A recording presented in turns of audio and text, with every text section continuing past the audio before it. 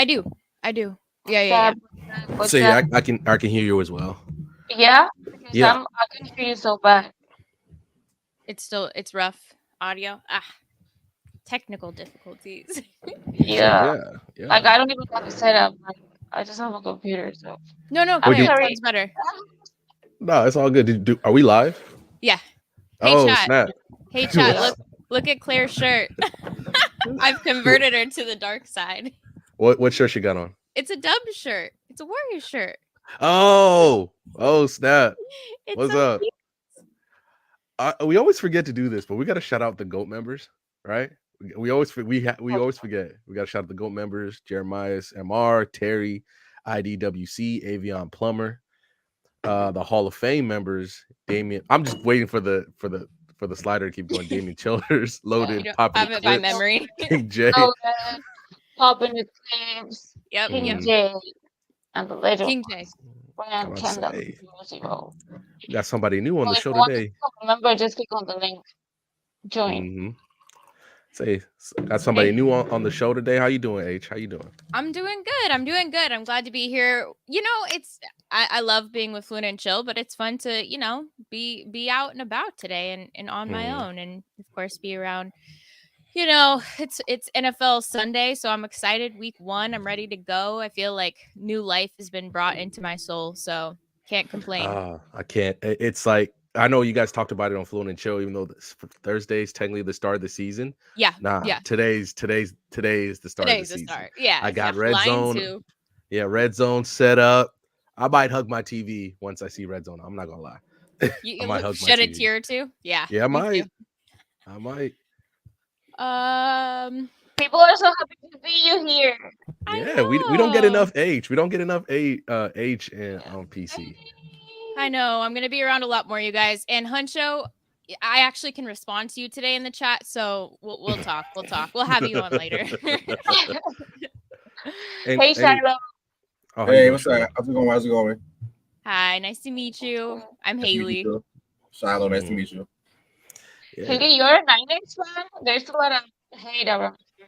I know. They always come for me, but you know what? I can take it. I mean, Pittsburgh, it's gonna be an easy game 1, easy win. And they all know it. They just don't want to. You guys should win that game. You guys should win that game. Should. That's how I feel. Yeah. Yeah, I hope so. I mean, I don't, whatever happens, it happens, but Brock Purdy, we'll get into all that later, I'm sure. But yeah. I guess we should start with the week. I guess the week of sports that was obviously big with Germany knocking out the United States from FIBA. We should wait for the FIBA content. Yeah, so. I just wanted to write through, and then once the gift gets, we'll dive into it in detail. So obviously Germany knocking out Team USA from FIBA. Then the game that just happened. We go tomorrow on the panel. Ticket's gonna be coming up and accusing people like with his being treasonous and all that, like he did before when they lost to Germany. Colorado won again. Started off a little shaky, but they won. They ended up winning, dominating like they should. Colorado State next week for Prime, and then setting up a big early game with if everything goes right with Oregon. Obviously, in the fight game, Adesanya lost last night, becoming a transitional champion, and one of the biggest upsets in UFC history. If anybody's into that, I just finished watching the fight. A masterful defensive fight by Strickland. Masterful defensive fight. Alabama lost, so now we got to look at Texas a different kind of way. It's been a big week for upsets, and obviously the Lions in the NFL walking into Kansas City on ring night, the banner dropping and walking away with the dub. And it shows just how important Travis Kelce is to that team. What stood out to you guys in terms of, I guess, the week of sports that was? And obviously, we'll wait for Gifted to get here, and then we'll dive into FIBA when he gets here. I was watching that Serbia game, right? And that was crazy. Like, it was amazing. It was a super good game. I mean, I'm not a professional or nothing, but like, it was a cool game. Yeah, they haven't lost yet, right? Jovic did super great job today. Yeah. Jovic? Nikola Jovic? Is it Jovic? It's Jokic? I thought it was Jovic. I thought it was Jovic. Yeah. Jovic, yeah. Yeah, no, yeah. For me, it was the Team USA losing. in a weird way though, I'm kind of happy they lost because now I want to see like all the stars come back for the Olympics and get like the revenge season. Mm-hmm. So I'm kind of happy Team USA lost. No, don't let Ticket hear you say that, man. Not because we need to be humble.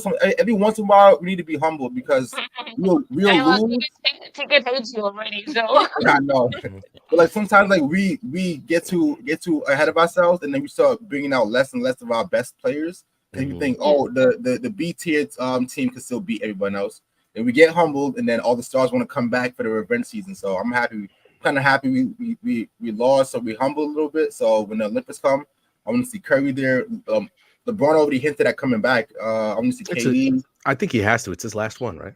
Last one, yeah. last dance. But but that was still the most surprising for me. Look, I thought we would still end up getting gold, but it is what it is. You guys think that LeBron is gonna play? Next Olympics. Yeah, it's his last one. I think there's really 3 people in the NBA who, if they say they're gonna play, they automatically have a spot. That's KD, LeBron, and Curry. And then after that, you build a team around them. Maybe the only player from this team, from the FIBA team, that would go is JJJ because we need a big man. Nah, and had a chance. Even though, did you see? I was like 2.5 points throughout. Oh, Chill was killing him. Man. Was he? Yeah, Chill it was rough. Especially yesterday. Coming off a defensive player of the year to go into that, that's sick, nasty. Like coming off, BI didn't really do much, man. Like BI supposed to be like one of them ones. Supposed to be right there, 100%. right there with Ed. Yeah, that's what I'm saying. And he didn't really do nothing. So yeah. But it does surprise me because it's the first time. Like even when he was playing, when LeBron came and he was struggling at first because he needs the ball in his hands. To me, he's the player who needs the ball in his hands. So playing with people who have the ball in his hands and him being in the corner, that's not really his role. Then he can't play in the Olympics either. Then because I he can't. He can never play for the international team if he's like that. We were talking. I was talking with Context just privately on the Discord, and we just looked at 2028 and see who's going to be on that team. And we were sitting there like, is BI going to be the starting small forward on that team? And we sat there now, and we sat there was like, no way. And we actually did a draft like that with Big Ox on his channel, where we just kept everybody in the NBA. We didn't talk about rookies. Like I know Cooper Flag getting a lot of love, and we did that. And what was it? Ja barely got picked. BI wasn't picked. I had to we had to sneak in Donovan Mitchell at the end, and it was sitting there like when you're looking at the people. A lot of people giving the Thompson twins a lot of love for what they could be, and I sat there. I was like, I would still rather have because Donovan Mitchell is going to be 31 in 2028. Oh yeah. So I'm like, he's still probably. You'd like to believe he would still be better than them at that point. Yeah. But who knows? You know who should make it? Austin Reeves. Oh, Austin Reeves. Hey man, the one that everyone was saying didn't have been there. Shouldn't have been there. He showed up. I think he saw what he needs to do in his game now, right? Like he's obviously good enough to. He's going to get a lot of LA Laker love because that's just how it is when you play for the Lakers. But he knows what he needs to do next in order to continue evolving as a player. So it's going to be very interesting when he comes back to the season because a lot of people are going to look at what Germany and Lithuania did in particular against him and see how he adjusted to that. Attack him really. I think that's great for a lot of players that have been at the FIBA this year. Like for the Dominican Republic team, like there's some players that overseas that are going to be seen and watched very like high way just because of the FIBA. Plus, Cat showed out too in FIBA, so I think we're going to be looking. We're going to be at least. What was it? Dub said it best. Dominican Cat is the best cat, and I was like, why can't we get that cat all the time?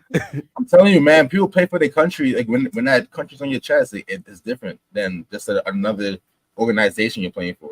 So even Jordan Poole, I thought Jordan Poole played well when he showed up. Clarkson. Philippines. Sorry, Jordan Clarkson. Yeah, I thought he played very well for the Philippines. I thought he was very well.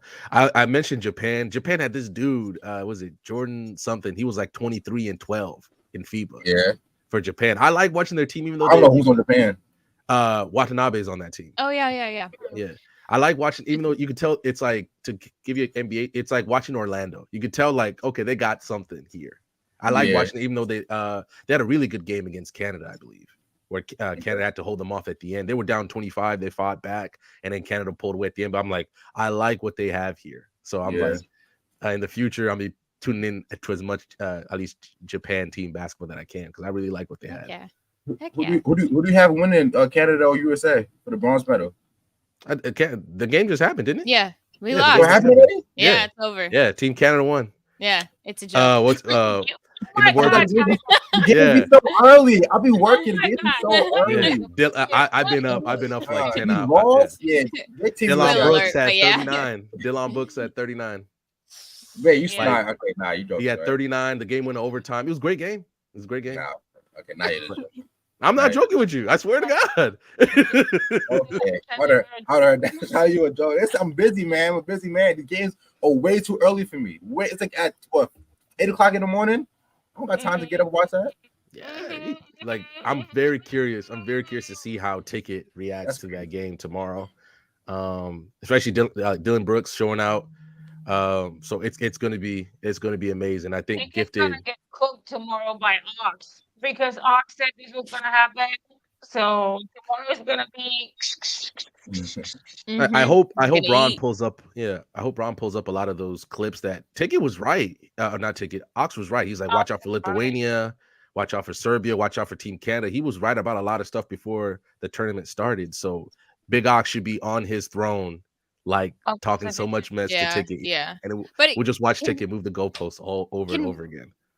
Can we be upset? Like when we look at kind of the squad that played for USA, it's not like it's the the greatest handpicked squad ever. So hopefully hopefully moving forward, and of course the Olympics that'll change. But do you think what we saw from Dylan Brooks, and he's on this villain arc, it's kind of something he's adopted and run with until this point. Do you think what we saw now is kind of going to change when he goes to play for the Rockets? Do you expect to see him, kind of thrive with Houston? I mean, I think he knows who he is as a player, right? Yeah, sometimes I think that's at least that's what I would like to believe, because maybe talking mess to LeBron is a problem, but if you just embrace it and you find a way through it, like you just roll with it. Obviously, we got the full Dylan Brooks experience during the tournament. He getting Luka to get kicked out of an international game, which is actually very hard to do. And then obviously, to what was the game where he was the spark plug for them in the early in the tournament, where he like they were Team Canada was struggling, then he scores 9 points quickly, and then all of a sudden Team Canada's like, okay, let's go. And then obviously, like to top it off with 40 points, basically 40 points on Team USA to win the bronze. And you can clearly say without Dylan Brooks being there, Canada doesn't win that game. Yeah. I'm sorry. I sorry about that. Okay. First off, good morning, everybody. I hope everyone is doing great. I had to make a run to Target, but I'm good. I gotta say, Luther, like the way that I woke up. I'm sorry. I watch all of these games. I literally wake myself up early to watch most of these games, and half the time it's been blowouts to where I could have just got sleep. So the one day I don't watch the game, Dylan Brooks drops 40 points. Crazy. So that way Team USA can't win, not the silver, can't even win the bronze because Dylan Brooks has 40 in the closeout game. Crazy. Yeah. So that wasn't a joke. So that was not a joke. Wow. No, that was real. He had 39 points on efficient shooting too. So he was great in the game. He was great in the game. Not hitting the last of that. Like you're not hitting the last of that. You're not hitting the last of that, bro. Houston Rockets fans have so much propaganda to push, and I'm here for it. Push that propaganda. Go right ahead. Yeah, that's crazy. Heck yeah. That's sad. Yeah, we've been waiting for you, Gifted. I guess we can talk about the week that was, especially looking at the disastrous end to FIBA with Team USA losing 3 of its last 4 to end the tournament. I guess we can start with where it really all started with Lithuania, and can you guys kind of talk us through? The obvious thing was that we talked about a little bit how Team Lithuania like killed us on the boards. Yep. But let's get, I guess, everybody's perspective on, I guess, how you feel about Team USA finishing, and then we can maybe talk about the makeup, like H talked about, for the makeup of the team itself going into the Olympics next year. How did everybody feel about how Team USA finished? Yeah, for me personally, Team USA disappointed. Obviously, I mean, you don't come in expecting them to not get a medal if it's bronze or gold or even silver. They didn't get any of them. So they obviously disappointed, but to be honest, when I looked at this roster of people assembled, I'm like, okay, I see the potential offensive talents, but where's like the big man depth? Where's the rebounding? Because JJJ is a phenomenal defender. I'm not gonna like clown him too hard because this should not be a surprise with JJJ. Rebounding has been a weakness for him for a very long time, and he's better maximized with a true center who can rebound the ball so he can roam and play good, impactful defense. Unfortunately, because they switched a whole lot, he wasn't able to get that many boards. And also the foul trouble kind of plagued him a lot in this tournament, especially when, to your point, when we had to play other teams that had more size, they just put more pressure on him defensively to where when he's going for block shots, he wouldn't get those blocks. He would get in foul trouble. And then offensively, I mean, dude, they just like saw him and said, charge. And they got him a whole lot. So the amount of offensive fouls was crazy, bro. In this tournament. Yeah. So, I mean, hey. All right, Shiloh. Like I said, I'm kind of happy we lost. I'm kind of happy we lost. So it can humble us, and I want to see the stars come back. So I'm not too shocked. This wasn't the best game, like I said. Like it's not even real because it's not gonna be the same team. So you guys lost, but like this year, another but thing. that's the problem Chill highlighted though, was the fact that we have so much turnover. Where I actually agree with Chill. I was like, I'd rather let this team continue so they at least learn how to play with each other, and then you add a LeBron and you add a Curry or you add a KD to it. So we at least have some kind of continuity. We can't just keep throwing stars out.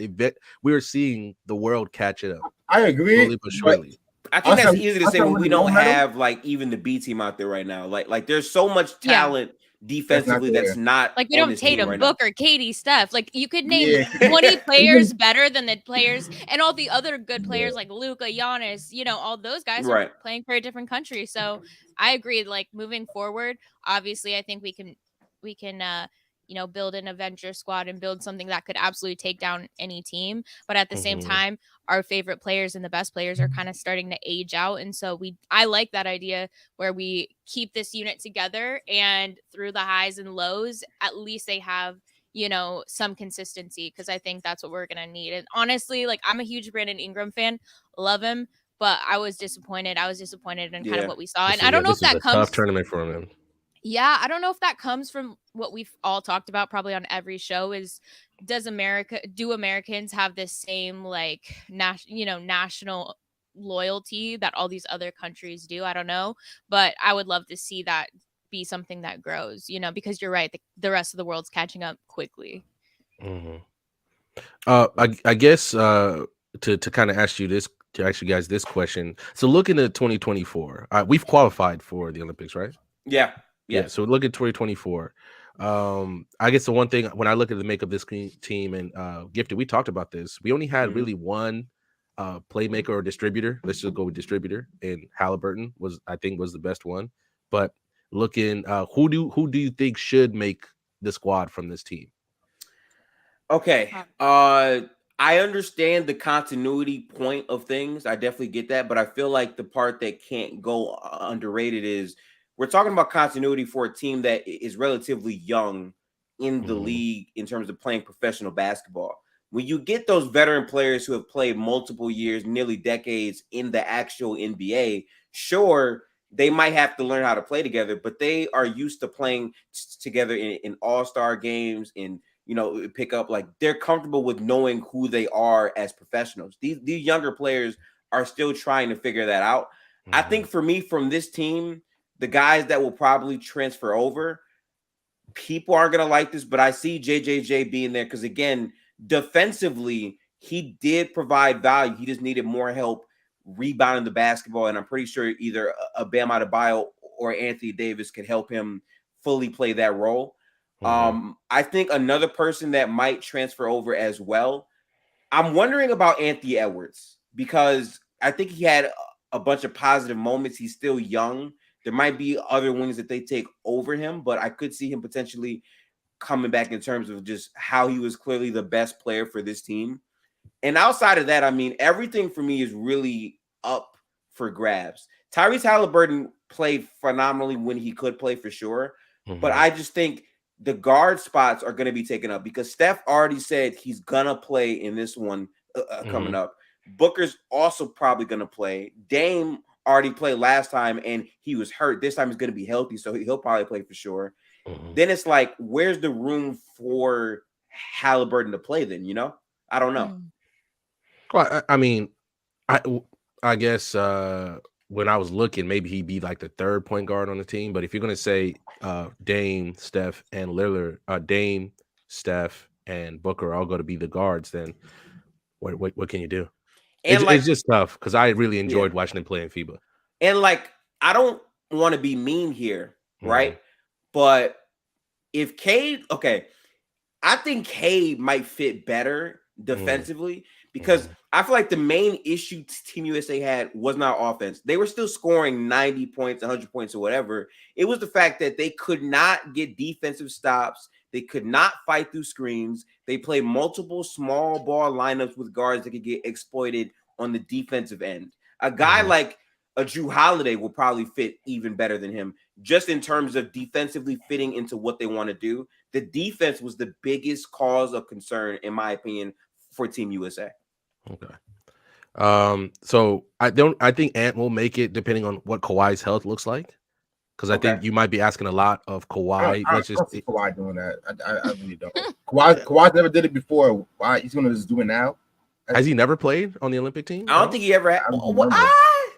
I think he did actually. So so then who would be the wings? You have Tatum. You have Tatum.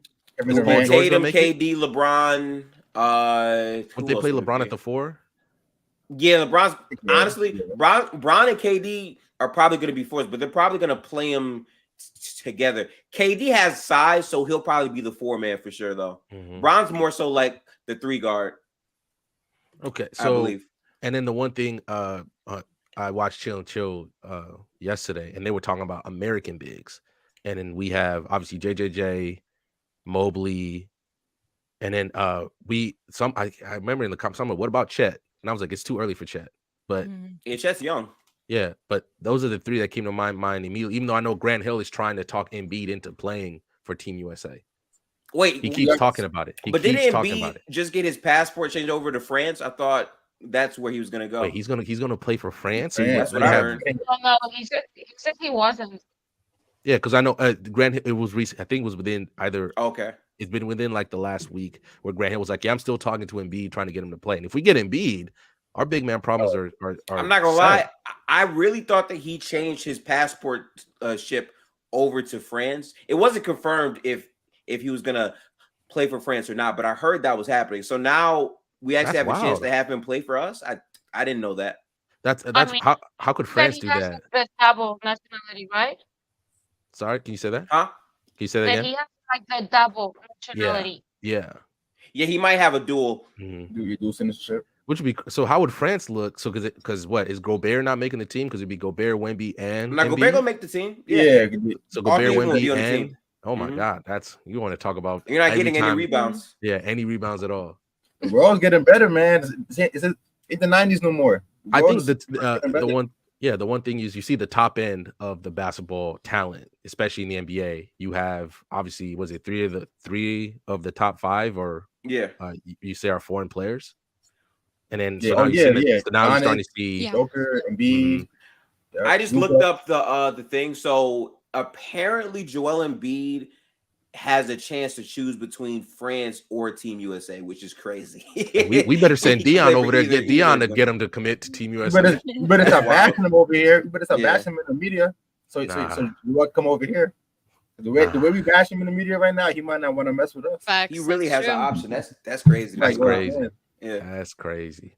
Okay, so can we look at maybe the makeup of Team USA for the Olympics next year? Let's just set out the lineup. You said for the guards, Dame, Curry, and I think Booker would probably start over Dame because he's more portable. He's a better off ball player than Dame. So what do the wings look like then? Jaylen Brown making it? Yes, Jaylen Brown making it? Question. I think he's a maybe. I think I don't know. Is he like him or Ant? I feel like him or Ant will fight for a spot. Him, Jaylen Brown. I was gonna say Jimmy Butler, but we're not sure if he's gonna play. He said he doesn't want to play. I remember him saying that. But he's a troll though. I don't know if it's cap or not because he's a troll. Because if they come up with an offer, if Grant Hill pulls up to his door and he's like, "Hey, we want you to play," I'd be very surprised if he says no. He'd play. Yeah. Mm-hmm. Yeah. But tools, Book, Ant maybe, Jalen Brown maybe. The only one we know for sure is making it is Tatum, right? Tatum's the only wing for the wing. Yeah, Tatum. I think LeBron is doing it. It's not confirmed, but this is his last chance to actually do it. You said the retweet. He's gonna do it. It's his last. I didn't even see that. I was saying this before that. Like it's his last chance. I think he's gonna do it. Even if it's for a few minutes, like LeBron will. Right. Yeah, like not even him playing him as the veteran role. Yeah. Mm-hmm. Yeah. What about big man? Point you bring up too. Oh, bigs. Okay, so the bigs are concerning. The bigs are always concerning. Yeah. The fact that you even mentioned Chet in this conversation. No. Would Chet's not in the convo at all. Would Bam play the 5 for Olympics or no way? Bam would have to be in there. Yeah. I feel like he's the only AD's questionable based off of health, but he should play. If he's what about healthy, Evan Mobley? What about Evan Mobley? Evan Mobley's young, but I like that name though. Over Chet, Evan for sure. I like that over Chet for sure. Yeah. I feel like obviously we just. I'm about to say we just put a little Embiid kind of seat right there. Just the other name that I would mention as a big that is underrated in these talks was probably Jalen Duren because they said Cade and him looked phenomenal for the Team USA select team. So he'd already be in the pipeline. I don't think he'll make it, but I think that's a name I would say before Chet. If he has like a breakout year, then maybe. But as of right now, I don't. Yeah, Shonen Kevon Looney's not making it. Stop spamming his name. Hey now. Listen, I love the idea. I love the idea. You guys are all sleeping on Looney. That might be the best big for Team USA. Looney. Oh, as a Warriors fan, y'all are sleeping on Kevon Looney, man. The defense, the screening. Yes. What? I think he's perfect for Team USA. Rebounding. He's he'll play every single game. And he's low maintenance. He's not gonna ask so much. He's gonna come in and do his job. He's a perfect big for Team USA. Perfect big. Perfect big for Team USA. The problem is they're gonna look at him and be like, no way. We just can't. We just can't. Imagine Kevon Looney. That's crazy. How about any other players from the other teams that maybe caught your interest? Obviously, Luka's numbers were eye-popping. Maybe the best player in the tournament if you're just looking at especially points per game and how he played. But any other players? I'm not gonna lie, bro. Jovic was hooping all tournament long, man. I loved his troll really of Dylan Brooks when they knocked him out. That was dope. That was dope. Yeah. I was gonna say Dylan Brooks surprised me. He's a standout to me. After that, he got 40? the full experience. Yeah, 40 points is crazy. Standout to me. When the international fans are booing you like they booing you in LA, I was like, "Oh, this man is a menace." I gotta say, this conversation cannot go without the German Michael Jordan, Dennis Schroder, man. My God. I like Dennis Schroder, man. He played for my Lakers last year. He works hard. I like Dennis Schroder. I hope that Spain also comes back next, like for the Olympics. Oh, Spain, yeah. Like he revealed that he's been playing and stuff like that. I don't know, because of mental issues or something. Obviously, France has a lot to. France has a lot. They got a lot to prove because they got a lot to prove. Shout out to Rondé Hollis Jefferson. I think he showed a lot in FIBA, and I'd like to see him at least maybe get a pathway back to the league to show what maybe what he's learned from his time away. I'm talking. I think his name was Jordan Hawkinson from Japan, giving you a cool 20, 23, and 12. I just loved his game. He just for some reason I was like, I just love enjoying watching this guy play. But I thought Yuri Watanabe did himself pretty well too. Another guy is Austin Reeves because Sparkplug off the bench, he was getting a lot of love. But I'm like, I wonder how much that was like Laker propaganda love instead of actual love.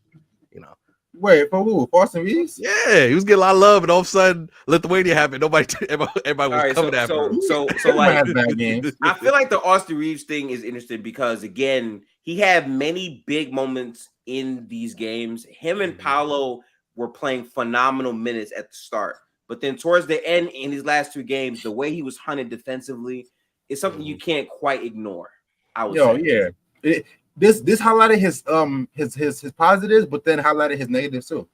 Yeah, for sure. But I think, like I said, this showed that he's the role as like the secondary ball handler at the Lakers at least, that he's able to take on that role. Which was, for sure. Needed that You know what I mean? Because having LeBron dominate the ball was not going to work. So at least he showed that he could take the pressure of being a secondary ball handler. Just gotta hide him on defense a little bit. He is a good decision maker, and he is an efficient basketball player that can contribute for sure. I just think that the gas was starting to reach a different level, but he's still a good, valuable player. I don't want to say he's not. Even on defense, he's not. I'm not saying he's a good defender, but he tries. There's not a lot of mishaps. Oh no, he's better than what he showed for sure. He's just smaller. He's just small. So it is. He could make up for it if he gains a little weight. I don't know, but he's not terrible in defense. I want to ask this. Could it say something, especially the players who played longer in the NBA season? Could you say maybe some kind of fatigue was affecting them? Yeah, and 100%. FIBA, like obviously Austin Reeves. I mean, you see him carry over into the beginning of the next season, so I think that's totally understandable. Yeah. But who in the team like had a deep run? Austin Reeves obviously going to the conference finals. That's it. I was just saying that. Also, it should be mentioned that obviously Brandon Ingram didn't play in Team Canada game. Paolo didn't play. They had illnesses, so they both didn't play in that game. So it should be mentioned about that. I thought Paolo did himself. I enjoyed watching Paolo play. Josh Hart was. I thought he was fantastic. I love Josh Hart, man. Yeah, he's a perfect ball player. Like every such a hustle guy. Yeah, every team in the NBA is like, I wish we had one of those in our squad. Oh yeah, for sure. We gave him away. Yeah. Great energy, great defense. Yeah. So I wrote this down. I wrote this question down. Everybody's been kind of talking about it off and on. Chill was really big about it on Friday when he was talking about JJJ, but he's talking about the American bigs. But basketball, I want to talk about the American basketball psyche. Obviously, the US is not producing, like, I'm not going to say quality bigs, but top end bigs. We're not producing that. But we're looking at why we're not able to send our best players. Obviously, I understand that Steph, KD, and LeBron weren't going to play in FIBA. I think they're too old to be putting that kind of mileage on their bodies, especially with the NBA season coming up. But why didn't Zach LaVine go? Why didn't Booker go? Why didn't Tatum go? Like, why didn't we not send those guys who obviously who are still one of our best players, but they're not maybe at the creme de la creme at the top? But why didn't Tatum go? Because I think Tatum should have went. I think the biggest reasoning for some of those names you named would maybe be injury. Booker got hurt last year during the season, and also they just signed KD, so they're trying to really lock in on like winning. That's why I gave KD the out, because of his age and plus his injury. So those are the three guys for sure. I was like, you know what? Let's save him for the Olympics. Now Tatum's younger, but I feel like he's more gonna focus on the Olympics than the FIBA World Cup. It's weird because he was in the pipeline before, so you would think he would play. But I mean, Tatum also put a lot of miles. Like, he plays a lot of games during their season, and he just went 7 games in the conference finals. So his rest is also very, very important, because it's not like he's playing 50 games in regular season. He's damn near playing like the entire 82 game season too. So okay, I think it's that, but I also think what comes, like I said it before, I think we get too cocky. We get too like confident in ourselves, and then we got to be humbled every once in a while. The stars are probably saying they want to rest themselves because they want to make deep playoff runs for next year, but then they also feel like the B team could still beat every other team in the world. So I feel like it's a little bit of both. It's we want to like preserve themselves, but we also think that we're so much better than everybody still, that our B team could go out and still win gold. And obviously it showed that we're good, but the world is a lot better. So like I said, I feel like next year all the stars, not all the stars, but most of the stars will come back and try to redeem what happened this year in the FIBA. Right. So how do you guys think the American basketball, I guess, like populace should be looking at FIBA? How should, like, especially basketball fans, look at FIBA then? Because even let's look 2028, it's in LA, so we're automatically in the Olympics. So I'm afraid about the team we're about to send to FIBA, especially since we know I think it being in LA, all the stars are going to show up because it's in LA. But like I'm talking like in LA. Oh wow, it's in LA. Like let me tell you, they're already like plotting and building stuff, like getting things ready, because obviously after the Olympics is gone, they want to still use that. They want to still use those facilities, because that's a big thing. Once the Olympics come to your place, right, is how you can use those facilities after. Like Brazil, after they left Rio, you don't want to look at those places, man. Those places are abandoned. All that money that went into the building all this infrastructure, they don't even use it. So I was going to say, how should we look at those? How should we look at FIBA, especially if we're not setting our best, but we expect whoever we send to pull out and come out with a goal? Major pause, my bad. But how should we look at that as American basketball community? I think I- go Go ahead, ahead. Shiloh. No. Go ahead. I was just gonna say, like, on a real level, like, there's a what should we do and what will we do, right? On the what will we do level, when we're discussing Wilt Chamberlain, Jordan, like LeBron, when do we discuss their Olympic appearances? When do we discuss kind of the things overseas? We don't. That just doesn't matter in the grand scheme of things to us. It should.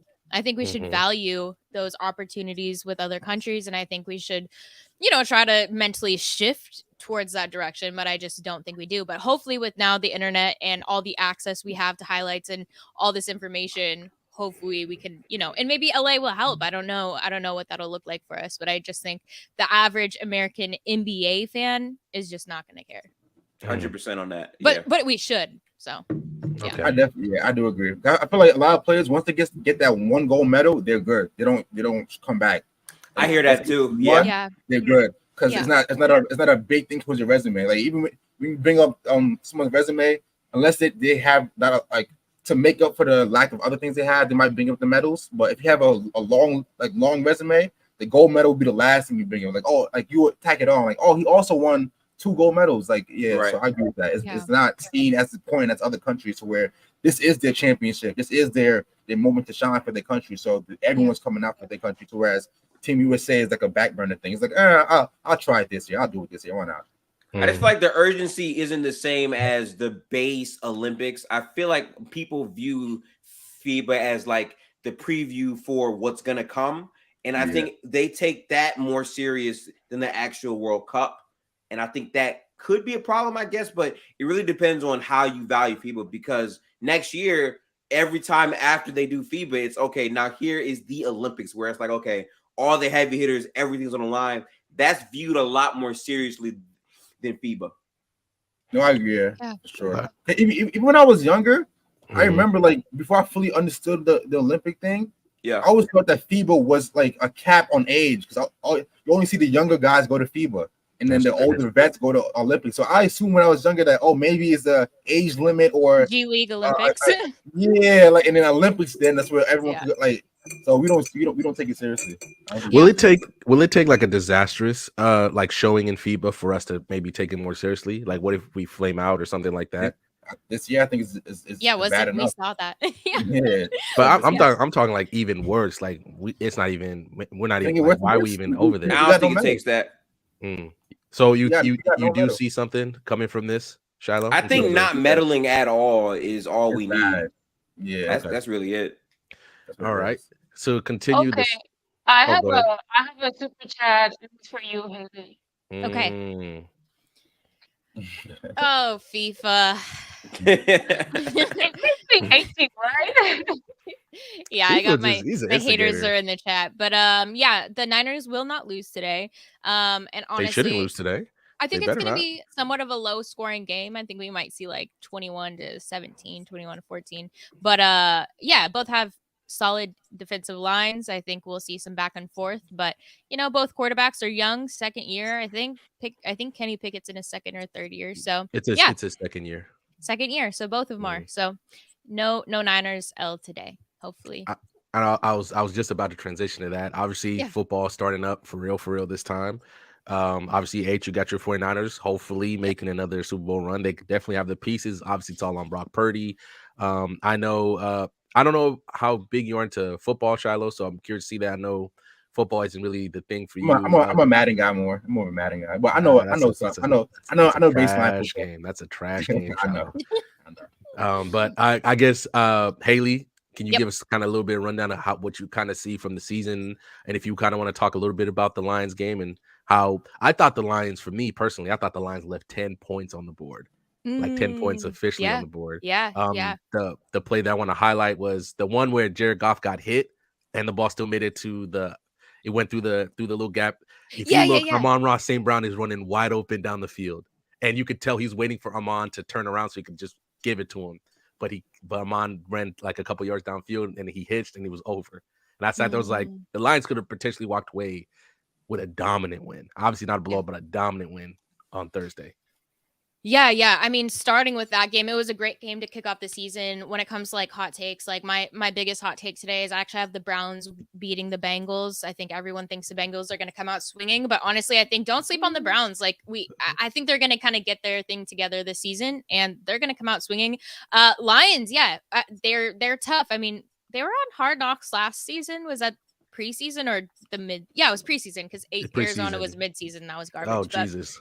Yeah, that was crazy. But I think the Lions, they really have something special.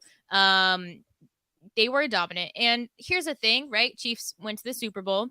And so obviously maybe they're like we were talking about, maybe there's some of that fatigue, but I'm not shutting down the Chiefs. I think they might absolutely be not. No, like I think there's still so much to come. When it comes to my Niners, at least, I think, to be honest, this has to be the season where we go all the way. I think our window is going to be closing. We saw Nick Bosa barely signed on. I mean, we all knew it was coming, but it took a lot of time. We are paying him a shitload of money. Same with Debo. Get that quarterback money. That's what he'd get. They're getting that quarterback money. So when Brock I'm not getting paid less than Daniel Jones. I refuse. I refuse to get paid less than Daniel Jones. That should be everybody's standard for sure. But I think I'm excited for the season for sure. I think we just want to see, what's week 1 going to look like, who's going to come out strong.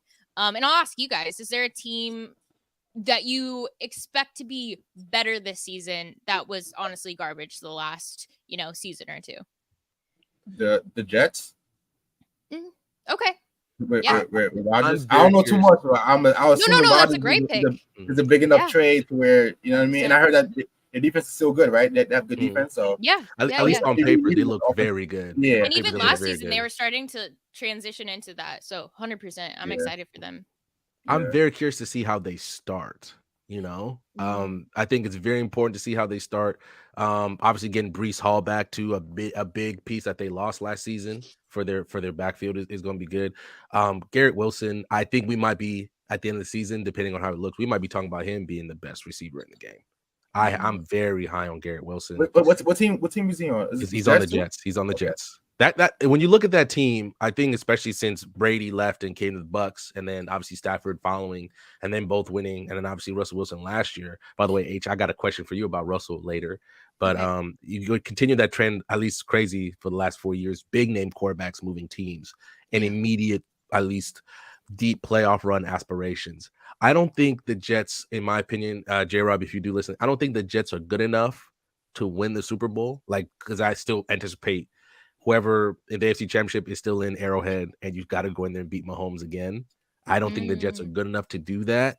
But if depending on how they start, and they definitely have the pieces too, and obviously it all depends on what Chris Jones looks like. If his holdout continues until week 8, that's almost half the season. He's not going to be the same player, at least starting out. So it all depends on how they figure that out. And obviously the Bengals are still a thing. The Ravens I think they're not getting as much love as I think they should, especially now that they've it looks like they have the pieces to at least make some kind of noise. Obviously the Browns, how will Deshaun Watson look this season? Miami is another team that a lot of people are sleeping on, in my opinion. If Tua stays healthy, I think they have a really good shot to do something.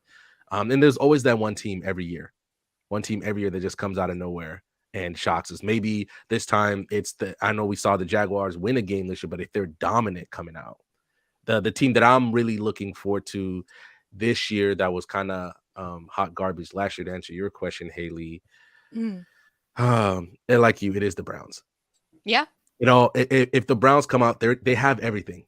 They have everything you need to be successful. It all depends on how Deshaun Watson comes out, especially now that he's had a season to kind of get his legs under him again after his suspension and whatever happened the season before. So if the Browns come out looking strong, they could be the ones making noise and winning that division for real, and being somebody that your Chiefs definitely have to look out for. Yeah, 100%. How about I had a question about the Ravens. How good are Ravens looking this year? Is OBJ? I know OBJ isn't the same receiver he used to be. Is him going to Ravens like a big deal? Is it like a big game changer for them? What do you guys think? H, I'll let you answer this one. Personally, no, I don't think I think we'll see some big moments and they'll go viral and ESPN will milk that. But for the most part, I don't know how much he's gonna, play a part into the day to day. But when it comes to Lamar, like that's my guy. I love Lamar so much. I just hope if he can stay healthy, I think that they have what it takes to at least be a competitor. I still think they're a few pieces away from being a championship winner, though. Personally, the one thing, Shiloh, about OBJ, he makes a lot of loud plays. Yeah, like highlight plays. And also he's very marketable. And I think at a chance when OBJ was nearly at his peak, he had a chance to be like the way I'm not saying he's gonna be like Brady, how Brady is very international when he played, but he had a chance to be that guy. Not a lot of football players become international like that. And he had a very big chance. And obviously he started getting hurt. Then he went to the Browns and he was getting hurt there. Plus the Browns weren't that successful. Obviously, the craziest part is I thought he was very good with the Rams, and then maybe he could have been back on that stage, but then he gets hurt in the Super Bowl, but he's still a champion. So I think with him going to the Ravens, it's more of a name than he is for his ability anymore. But he should still be very successful. I think he should still be very successful there in terms of your expectation. Now, if you're expecting him to be a dominant wide receiver again, like up there with Jay Jettas and Jamar Chase, you're fooling yourself. But he should still be very successful there for the relative expectations that he has. Haley, the question, Russell Wilson. Yes. I know how Chill says this is a make or break year for Giannis in terms of watershed year for Giannis. I think if Russell Wilson is not successful this year, how do we talk about him? A guy who was looking like he was going to be a Hall of Famer, but mid is crazy. It's crazy to see. Like, what was he last year? Okay, but there's so many factors that played into that. It was maybe not the just worst Russ. coach. Maybe so many factors in the worst, games. a dude that should have been a defensive coordinator, not a head coach. The fact that they have a ton of injuries, and he was a brand new player fitting into a brand new quarterback fitting into a brand new system that was obviously in major distress. So I love Russ. I do. But I think this is a season where he has to prove his leadership. He got clowned so badly all of last season by everyone, by like his former teammates, by the media, every which way. Richard Sherman was waiting for this. Richard Sherman was waiting for that. Let's ride. So it was a cringe fest for sure. But I would like to see him step out of it. If he doesn't, I think it's gonna change kind of the way the narrative is about him forever, which is sad. Like you said, he's a very cringy. Like first he was he's corny, easy to he's very easy to hate. He's very easy to hate because I'm like, come on, bro. Like, what are we doing? Like, just stop. Before you send this TikTok or this Instagram reel, just sit and think about it for a second. Is this a good idea? And most of the time it's no, but he still sends it anyway. Also, hot take. We're gonna see Kyler Murray playing baseball in 2 years. I can get on board with that. It won't be in the NFL, that's for sure. What Arizona is he that bad? Yeah, I'm saying he's fallen off, man. What Arizona's about to do this year to their fans should be investigated by like the government. Franchise over. Bad. What happened to him? Kyler Murray was a monster in Madden, man. He was a problem in Madden. What happened to him? Obviously, the team got worse, right? The team talent got worse, but he started getting hurt. But when they give you a receiver like D-Hop, you should be better than you are. Obviously, AJ Green is cooked. He's mad cooked, right? But they gave him the talent, but obviously they didn't have the right coaching staff around him. With Cliff Kingsbury wasn't the right coach for him. And also, I know this kind of is crazy to say, but his height, like his height also plays a problem. Like he's mini. He's like, how tall is he? Like 5'6". They say 5'10". Ain't no way he's 5'10". Ain't no way he's not 5'10". There's no way he's 5'10". How tall is Kyler Murray? He does look small on the Ain't no way. Are they counting his hair too? If they're counting his hair, maybe he's 5'10". Ain't no way he's 5'10". It says 5. It says 5. It listed as 5'10". He's not 5'10". Does it? If the NFL measurements like the NBA to where like they kind of lie and fabricate it? It is like Bryce Young. 3 inches. Yeah, Bryce Young, who just entered the league, he's 5'10". Like I think you cannot go any lower than 5'10" as and you're asking, think about the greatest small quarterbacks, Drew Brees. I guess you could say Russ. and now Bryce. Like, you cannot go any lower than 5'10" as a quarterback. You, as crazy as it sounds, you need to be able to see down the field. And if and I have to worry about you when the linemen are blocking, you can't see down the field. So you have to move around like he does, even though he's great. He's great. I love it when he starts scrambling. You just see his little feet just, and he's juking grown men out. But you can't live like that. You can't win consistently like that. So he's a guy, and like he got drafted by the Athletics, and they're gonna move to Vegas. So imagine him when they finally move to Vegas, and he's their centerpiece. Like, we finally got Kyler Murray to come, blah blah blah. And then that's what I'm saying. Seahawks, I look also Seahawks. Underrated. I look for them to be very good as well. But Shiloh, another reason why the Jets will be, I don't think they'll be as successful as a lot of people think. The AFC stacked, man. Stacked with teams. And the NFC. Bro, Luther, I'm gonna cut you because we really have to get on point. Like, we have this Mr. Beast. I know that you love NFL, but it's really right. Gotcha. To be continued. To be continued. All right. So another thing that came out this week was Jacksepticeye, big YouTuber, was doing a lie detector test kind of thing on a video on his channel, and he was asked about Mr. Beast, the biggest YouTuber on the space, maybe the most powerful YouTuber on the space. I don't say that like just saying that to say that. He came out and said he hates Mr. Beast because he's changed YouTube in his opinion. And I wanted to get you guys a kind of opinion on that. How you guys think what Mr. Beast does? Do you enjoy his content? How do you think he affects the YouTube space? And like, to give you an example, every time Mr. Beast drops a video, it's like what the same amount of people who watch the Super Bowl watch his videos.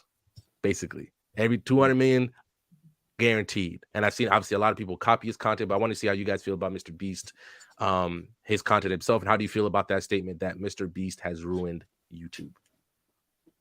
Do you consume it? Like, do you actually watch it? I watch some. I watch his content because I'm just fascinated by what he does. He just like, I'm gonna make Squid Games, so he just does it because he has the money to do it, right? He just does it. And he gets YouTubers on and all that. Plus, he's also in some hot water with the Creator League because that's kind of falling apart. But we can talk about that a little bit. Yeah, later. the Creators League is crazy. Like, I've been reading a lot about that. Like, I would never go into YouTube and go like, yeah, I'm gonna watch Mr. Beast. Like, never in my life. Yeah, because it's tailored more towards kids, I think, right? Yeah. So I personally don't watch the Mr. Beast that much. I'm aware of his videos and stuff, but I don't watch. But even with this topic, what's the guy's name? Jack Spice, whatever his name is. Jacksepticeye. He's another Jacksepticeye. He's one of those OG YouTubers. He's an idiot. He's an idiot. Okay. Oh wow. This sounds like to me a hater who's mad at somebody who figured out the formula. How did he ruin YouTube? You don't have to copy his formula. If you don't want to see YouTube as a way to make money, you can make content you want to do. You don't have to follow his blueprint.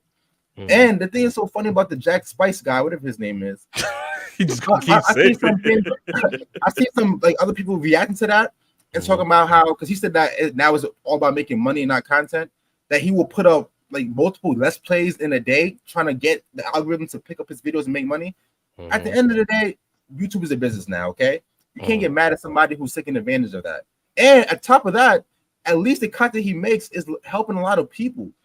He takes the money he makes from YouTube and reimburses it into his channel. And he's doing a lot of good with his stuff. He's not doing this BS stuff and this, you know what I mean? He's helping a lot of people. So you don't have to make your content tailored around making money. You can make the content you want to do. No one's forcing you to do this because it's making more money. You don't have to do that. So saying somebody because he's doing it at the best and he figured out a formula doesn't mean he ruined it. Be your own person. You don't have to follow what no one else does. Someone can't ruin something for you. You can do what you want. YouTube is a creative platform. You can create whatever you want to do, whether it makes money or not. Don't blame the best because somebody is doing it the best and blame it on everything else. He's an idiot. Well, it's easy to hate the person at the top, right? It's always easy to do that. It's just like for me. I've watched both of their content. I know Jacksepticeye and I know also of Mr. Beast from when I was younger. I don't watch it anymore, but to me, the situation. Okay, so real quick for context, it happened because Jacksepticeye was under a lie detector and they asked him a question, so he just answered it and then he expounded on why he felt the way he did. And his thing was, he's done all this, but it seems like he's not like having fun doing it. Like he's just making it longer for like the money and like all this other stuff. And for me, it's like it's kind of weird because they both make long form content.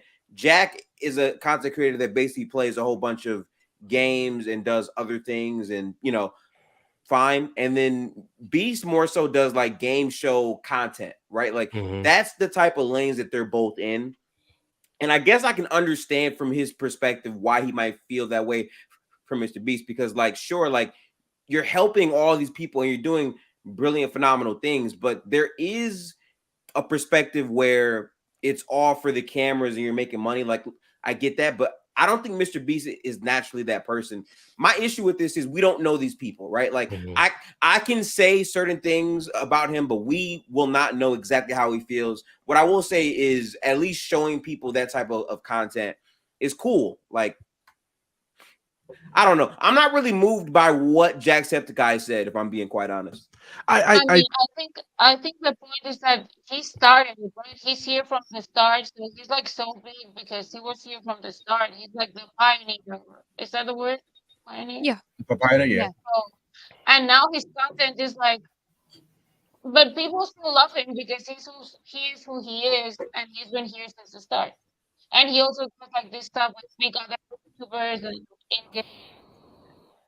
I think the toughest part, especially when it comes to YouTube, is as we grew up. Like I watched when I was like younger, I watched a lot of Mr. Beast growing up, right? But then you evolve your hopefully you evolve your content on YouTube as you grow up. So if you're still watching, I don't watch Mr. Beast that much. Ironically, I watch more of his philanthropy stuff, like the one where he like there's a simple surgery to help like blind people see again. I watched the hell out that video. Like his philanthropy stuff, that's what he does. And the way he has multiple channels, right? Like most big YouTubers do. And his philanthropy one, all the money he makes from that philanthropy YouTube channel, he donates. He doesn't take a cent from it. So that's what I watch mostly now. I don't mind you, the fact that he can just be like, I want to make Squid Game, I want to do this, I want to do that is awesome. I think it's just the fact that I don't think Jacksepticeye is really mad at Mr. Beast. He's mad at the people that copied Mr. Beast. Like, for instance, there is a guy in Russia. He copies Mr. Beast word every for word, video, yeah, that's bar for bar. Like down there's to no what copyright Mr. Beast, strike. I think at this point he doesn't care. Yeah. But can you copyright strike it? Like word for word? He can. Like word for word, bar for bar. I think he's mainly talking about like the titles and the thumbnails. I think the actual content looks like he does the exact different. same thing Mr. Beast does. He says the same thing, except he kind of switches up a few words in the sentence, and obviously it's also in Russian, so you can't. It's the language thing could be a little bit different.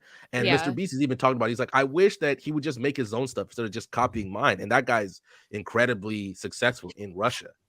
So that's why I'm like, if you're not mad, get your bag. Yeah, I'm not. I think Jack, I'm like, didn't get mad at the people who follow Mr. Beast and copied his content. That's what I'm saying. Him blaming Mr. Beast for it, to me, it makes no sense. Like, I understand, like you saying, like why he said he ruined it because he's spawning copycats. But then at the end of the day, like with anything that's the most popular, the most biggest, whatever, everyone's in any field, people are gonna copy it. So saying he ruined it, I feel like he's saying he ruined it too because in the sense that it's taken away from him. That's why, like the way he said, I see it as like it's taken away from him. So that's why he's saying, oh, it ruined YouTube. And to me, just I don't say jealousy, but I don't like comments like that. I think there is a little jealousy in there because he is the most popular guy. Everything he does is loud. The people he associates with, like the fact that he gets attacked by like senators now in the U.S. because they don't like something that he does. And I'm gonna be real. I don't think it's jealousy at all. And I say this because I'm familiar with both of their content. Okay. Jack doesn't say anything about anybody, and he's well off in his own right. Like he's got, I believe, like 16 to maybe 18 million subs, and he pulls millions of like. I don't think it's that. I genuinely think he's just upset with what he did to the YouTube algorithm and what he's spawning with these other creators and copycats, but also the fact of like how Beast is being painted as this like good-natured guy who cares and does all this stuff, but all of these good things he's doing every time on a camera, right? Like I think that is what bothers him. I don't think it's a jealous thing, only because he's well off in his own right, and he's also well known in that specific sphere. So I don't know too much about that part of it. For me, it's like I totally feel you, and I think the normal average person would agree. But the thing is, everybody on YouTube does stuff on camera. Like everything is for show. So Right. yeah, and honestly, exactly what you said. The context is super important. They're both grown men. He was asked a question in this specific environment of being under a lie detector, answers a question. He doesn't even go into detail. He just says yes or no, and of course that's what people clip, and then everything goes viral. And in like a week, they already handled it. There's no beef. Yeah, they talked it out. Yeah, they're grown men, and so I think that we want to, of course, when somebody's at the top, that they're the easiest person to direct blame to hate and to give all the whatever. But I personally think Mr. Beast is, from what we've seen, unless one day there's this massive scandal that he was some crazy like criminal or something, like I Right. can't really see that He's happening. just And been stealing money for years. I was like, yo, oh no. Yeah, but I think he's a good dude, and I think he has good intentions. Do we really want to like bring down somebody who's doing that versus the sick creeps that are online doing these That's what I'm things? on. Right. Are we really gonna do that? Like, why do we do that? Why do we tag good people? Saying he ruined it is what I just don't like. Yeah. He did more good to me. He I mean, that's why the context matters, because it's not like he out of nowhere unprompted is saying why I hate Mr. Beast. Like in the moment he got asked that question, and I guess like his real feeling just said, I'm gonna just say how I feel, and he didn't think it through at all. He's hooked up to a lie detector, so if he lies, the guy who's watching is obviously gonna know, right? Yeah. I guess can you Claire, I saw that you started this comment by Graylin Marshall about the YouTube policy. I guess YouTube has been going through a lot of changes, especially now that it's becoming a force. They partner with the NFL to do NFL Sunday Ticket. YouTube Music is a thing. The biggest problem with YouTube, in my opinion, is how it handles copyright. But how do you guys see? Yeah, how do you guys? I guess how has your experience been with YouTube since you started, and how do you kind of see YouTube going forward? And then I guess H or Gifted, especially Gifted. Well, you guys, because you guys obviously have channels and you doing your own thing. But Gifted, if you want to start and just kind of talk to us about your experience on YouTube and going forward. Not gonna lie, I'm with it. He would be eating. Okay. He would be eating. Listen. The only time I'm gonna turn off my camera is when I'm eating. So you caught me lacking. I ain't gonna lie, 4K. I'm here. You caught me, but he's like, damn, 4K. Yeah. Shit. Yeah. So for me, that camera, CBS got that 8K camera. That's the fact. But yeah. So for me, as a content creator, which I'm still relatively new to the YouTube side of things, I really began like grinding it super hard this off season. And the copyright is tough. I mean, dude, you can get copyright for like a 10-second clip that isn't even copyright, and you kind of have to like really debate it. It's way stricter than sites like Twitch or Kick.com or Rumble. Like, it's way more hardcore. But I also think that the algorithm of any of those sites is far better, because if you create a good thumbnail, good tags, and the content is good and to the point, you can grow pretty quickly on YouTube. So in terms of where it goes from here, I don't know, because I don't think that they're going to be changing their copyright policy at all. I just hope that the site continues to think about the creators and make things easier. Like, I just unlocked monetization on my channel. It takes 1,000 subs and 4,000 watch hours. Congrats. Yeah. That's big time. It's hard. Like, dude, it's difficult. So getting that is big, but now it's like, okay, if I want to play some music that fits a theme, I can't do it, which is fair. Like, I understand the context of what copyright is, but at the same time, if I want to break down basketball and I'm just showing clips and I'm breaking down why that is, that shouldn't be copyright to me. That's why. Yeah, we did that one breakdown of FIBA, and then we got in trouble for that. But for example, now YouTube is like, they have like a contract with NBA to play the clip, or that doesn't work that way. You can.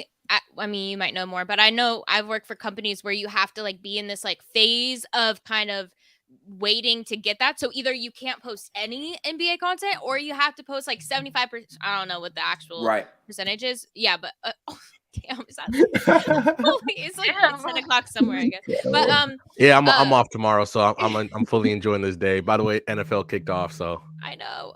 But Gifted, so tell me how like Flight reacts. He can play an entire thing of like highlights, the entire highlights of a game, react to it. Like, how can he get away with that? Isn't he partnered in some kind of way with the NBA? So I you think have to they have might, that. because I know I've seen him on Yeah. NBA commercials and stuff too. So, but also Yeah. reaction content is weird. I think from Like, my reaction content is very understanding, weird, these bigger content creators are partnered with some type of MCN or parent company that basically allows them to react to things without getting copyright. Also, some of them just don't care and they put it out anyway, and they Don't get make money- views and don't off make that But money no from it. regardless. monetization. Yeah. Yeah. A lot of it is they have basically merchandise and like other things that they advertise while doing it, and they're able to keep the video up on their channel. They just can't monetize it. There's certain types of creators who are just fine with that. Plus, there's a different way to make it. Like, you can make like, for instance, the Chiseled Adonis. He's a big sports commentary guy. He makes his own stuff. He does Patreon because for some reason, the NFL and YouTube in particular can't come after him hard for his commentaries. So he made a Patreon and he's doing exclusive stuff there. So like, he wants to talk about college football, but he just can't.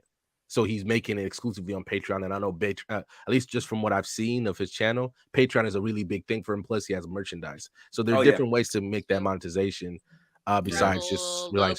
I might have to make that move because I love breaking down basketball. I was doing it initially on Twitter, which didn't have any problem with at all copyrights. But when I tried to bring it to the channel, the only way I could not get copyright is by slowing it down frame by frame by frame.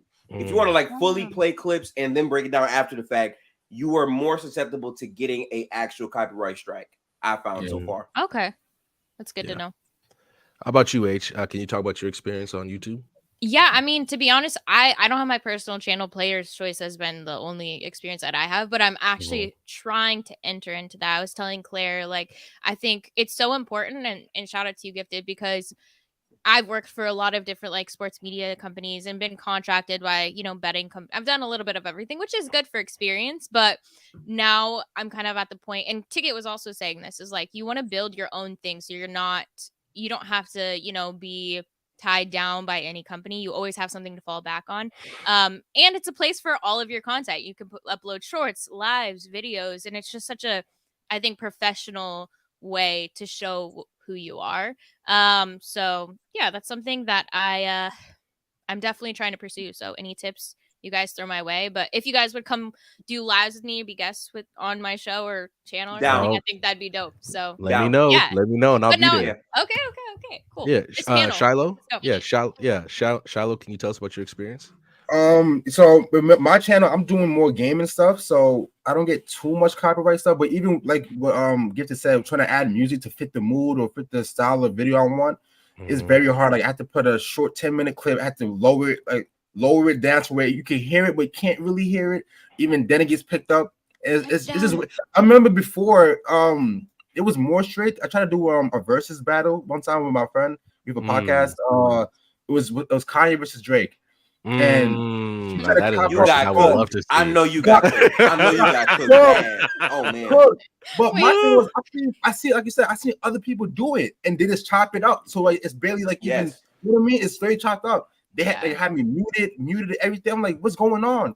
So with that, they made it more easier to where they won't necessarily mute it, but it's not can't monetize off of it. So it's gotten better from that. But even like, I'll play a couple of seconds of a song, copyright.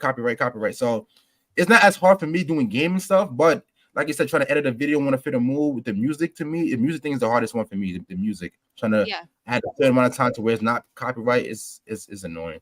Music Bro, is weird. I literally cannot stream 2K with the sound on because they play game sounds, and it's tough because if I take the game sounds away, it's just like an empty game, and I have to basically fill in that dead space. Do you just turn off the music when you stream? Yeah. So like the first thing I did, I went to the settings, turn off all the 2K music, and I like some of the songs. I want to hear it, but I had to turn off all the 2K menu music. But even when you're playing like in the park, in the background, there's some music, and it was still picked that up.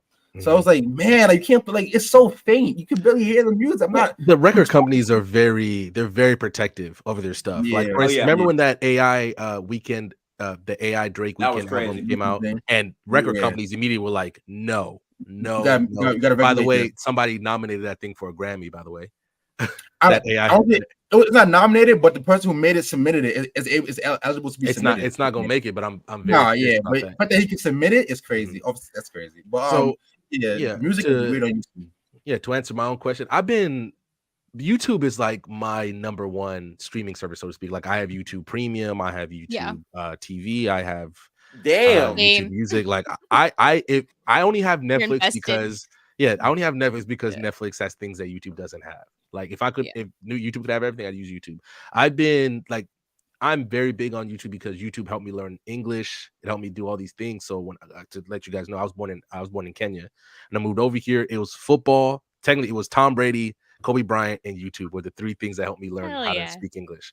So I've been like Haley, to answer your thing, if you need any tips, I've been using YouTube for as long as I remember. Like when I was in high school, I was making clips on I was getting my teammates on the football team, getting them to pay me $5 so I can make their highlights on YouTube. Oh, that's sick. And they would take that and they'd show it off or whatever. So I've been part of YouTube for a long time. I have a very small channel, Random Guy Speaks. I mainly talk about anime on there because I like it as a challenge. It's tough to talk about, right? And obviously you learn what good anime is, what bad anime is, even though I have been branching out.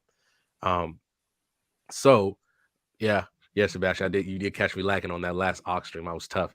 But in terms of YouTube stuff, with anime, it's very tough because anime companies in Japan, the minute they see they 10 don't play seconds that. Of it, they don't play with that. There's certain people you just don't mess with. Yeah, like they don't play with anime. Nintendo's very like they protect their stuff as well, music and all that. So it's very tough. So Shiloh, for your thing, maybe look up non-copyright music. You just have to put it credit it in your songs. But see, so like you're 100% right. And again, like as a content creator that is recently branching into live streaming, right? You can 100% do that. But it don't hit the same, man. Like, you're right, but until you can stomach that loss, I know, yeah. And and I will say this: there are some very good, what do you call it? Non-copyright channels out there, like Audio Library. Check out Audio Library. They make songs for everything. Like they got hip-hop beats, rock, whatever you need, chill beats, whatever. They got everything you need on there. That's what I use for my personal thing. So I use them a lot. And then I just don't play a lot with that. That's why I'm branching out, because anime is tough. Anytime I make an anime video, and it's tough to put in, you work for hours and then you make a 30-minute video, and then the minute you post it, like 5 or 6 different anime companies are claiming it, whether or not it's fair use or not, because they just don't care. And that's why for anime, I don't use YouTube anymore. So like for me now, every Sunday at like 5:30, we talk anime on Twitter, and I live stream that conversation on Twitch, and I can show anime on there because Twitch really doesn't care. They should care, but they don't care, right? Like it's the enforcement of the copyright that makes YouTube different, because YouTube cares. They have a dedicated bot that will go through every inch of the video and find that 5-second clip where you accidentally didn't clip something out, cooked. Like that's how the overall copyright works. And for me, what I do is I have a software that basically will mute the song from their end, but I can still hear it. So it's good, but it frustrates me because I want y'all to hear it too, but I can't play that game. I can't, right? Like, especially when you're trying to monetize what you like to do. I just like earn that. So for me, I don't want to take any risk to like potentially have my channel striked or flagged. It's just too much work going around that. So I guess the number one thing I can tell people, and I think a lot of big YouTubers tell you, especially when you make your channel, diversify. Have your thing on as many platforms as you can. I want to say handle or manage. Right. So like, to use the Chisel Adonis for a second, he has YouTube, Patreon, Facebook, Instagram. He has all the, obviously, and also he does multiple types of content. Like his commentary on the Montgomery, Alabama, like riverfront thing was hilarious. I thought it was hilarious, and you can find that everywhere. So that's a big thing. Diversify. Don't just stick to one platform is the biggest thing I can tell you. And obviously you want to come correct too. So whether you try, obviously you're going to evolve as you make your content, right? Like Gifted would tell you, from his first video to the video he does now, he's evolved. So you do that. You want to make the best foot forward. And then a lot of people can notice, from casuals to the most dedicated fan of any YouTuber. Just be genuine. Be yourself. That's the best part about PC. Be yourself, because once they smell it on you, it's a wrap. Smell the fake, yeah. Once they smell it on, it's a wrap. Oh and yeah. People will leave you in a They'll second. clown you. So yeah, no, I have super loyal like follower base. So they'll follow and obviously, me if you wherever I can bring go. your follower base, I don't know how big you are on socials, but you can. If Yeah. you bring that follower base to your YouTube channel that eventually you make, Yeah, they'll come with me. You go, and also you have people around you, like obviously Fluent, Chill could talk to you if you ever want to talk to Shaq and all that, because I know Shaq or Ron, they could tell you from when they started PC to how it is now, and you can see, because what I did one day was like I just started from the first Player's Choice show and I just watched. Oh, okay. First, by the way, that first episode, Shaq was like Nostradamus. He called Russell Westbrook to the Lakers, and I'm like, this dude was cooking. I remember that. This dude was that was cooking. the first episode you saw. I went back to the first place and I was like, this guy was cooking, man. How did he know all this stuff? But obviously, with Shaq's professional career, he's done a lot of things. He knows a lot of people, so he gets this stuff. And then his Ticket's first appearance on the channel, and then him and Chilltown went blow for blow for 20 minutes. And I was like, okay, I see why Ticket is a big part of this platform. You see all that. And a lot of people, once you start young, like I have, if you go on my channel, I only have about 360 subscribers. But some of those people have been with me from jump. And they're like loyal, they care, and we talk all the time, and you know they're helping me because I don't know nothing about Discord. But they're like, let's make a Discord, this and that. And you don't know how they always how those fans can help your channel grow just because they care. It's a lot to like handle, you know. Like my followers always ask me to do Discord, but I'm like, ugh. But I think if you have the right modders, as someone that's like made one, it's not necessarily hard to make one. The issue is like, people don't understand the behind the scenes of what a creator has to go through because of all the rules and all the like little channels. Like I've had Discord and stuff. I've never made one for me. But like it's work because on top of the content, right? Which it's editing, it's recording, it's thinking of the topic, and then none of that shit matters if the title is ass and the title right? The thumbnail just wasted like 3 hours. Right. And now, right. And now on top of all of that, you then have to moderate the Discord, make sure everything is fine, bring people to it, live streaming, playing the right song that's not copyright. Oh, I got copyright. Let me appeal the copyright. Like it's a lot of work, and it's not meant for everybody. I feel like to be a true content creator, you got to be resilient and be like okay with growth, because most people think I got 2 million views, I made it. No, that's not shit on YouTube. Like you have to have a consistent base to actually have real success. Plus, back then, 2 million probably was a lot, but now it's not. Yeah. Plus, remember, audiences, what do you call it? Appetite changes. One day it could be like let's use the Montgomery thing. Montgomery, Alabama, for a week was everywhere. And now you don't see it anymore. Like how quickly the audience can move on to a new topic, new thing. And by the way, your 49ers scored and then they got a pick, Haley. So we're chilling. We're chilling right now.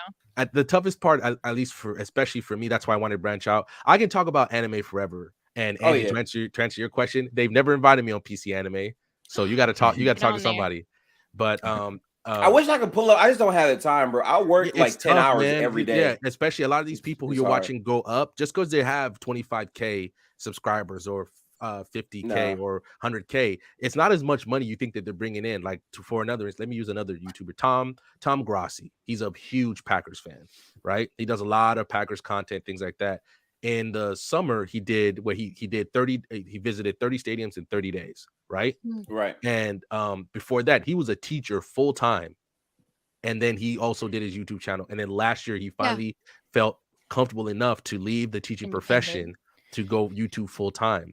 And I mean, I think I did that. I had to work my job, and like TikTok isn't as like crazy. YouTube is so much more work, but yeah, I think that's what you have to do. Like you said, Gifted, you have to love it, be passionate about it, and put in the long hours where you're not cut out for it. And so many people get weeded out early on because they're just not cut out for it. So you're not making any money. Like you got to be okay with saying, okay, if I get 24 views in 24 hours, I'm happy, because that means 24 people took the time to watch. Because you got to think about it, right? Most people who they watch on YouTube have millions of subs, millions of whatever. Someone is taking the time on their phone to watch someone that has 100 subscribers and they're watching your stuff. Like you got to appreciate that and build up from there. 100%. Yeah, I'm at the point right now where I'm just uploading. I'm not even looking at views. I'm just uploading onto the next, upload onto the next. The toughest part is I know a lot of people like it's that one you're watching and you're reading your comments and then that one negative comment just messes up your day.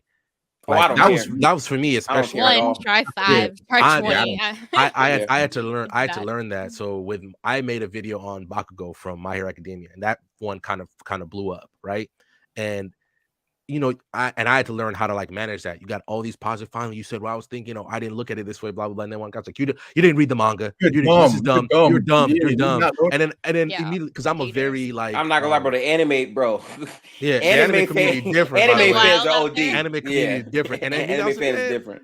And it's you have to take it like, okay, this person doesn't know me. They don't know the hours I put in to make this video. Just because it sounds like I just talked about it like, like on a whim. No, there was a lot of time put in. You just have to find a way to get over that, right? Yeah. And then still keep making it. I had to learn how to do that. I'm not gonna lie, because I'm a very confrontational person in real life. So if I see somebody like, hey, why are you talking bad about me? I didn't do nothing to you. Let's talk. No, if you got problems, go ahead. So I had to learn how to, especially online, because I'm never gonna meet this person. I just don't care, because for me, I've realized that the internet is simply not a real place, and a lot that goes on there is to basically bait you into feeling emotionally moved. And how I view it is, if you were so upset that you took the time to go in my comments and talk shit, that means you watched some part of the video, and that helps my algorithm. So I had to learn. I don't be tripping for real. Haters are just confused fans. Yeah, true. That's if I had $1 for how many people came to my channel and was like, you didn't cook ticket, you didn't do this or that, kept moving. Just keep going. No matter how good you do, it's always going to be that one person. No matter how perfect. Look, to me, it's going to be kind of off topic, but on topic. LeBron, to me, right? I'm not the biggest LeBron fan as a basketball player, but as a human being, to me, he's one of the few players who has no blemishes on his thing. It's crazy, right? Something. No, LeBron, you didn't do this with your kid. Or why? It's always going to be that one person. So when you keep that mentality, no matter how perfect you are, or you think you are, or how good you think you did, no matter what, somebody back somewhere. Somebody giving you pushback is going to make them feel better. Like, oh, everyone likes this person.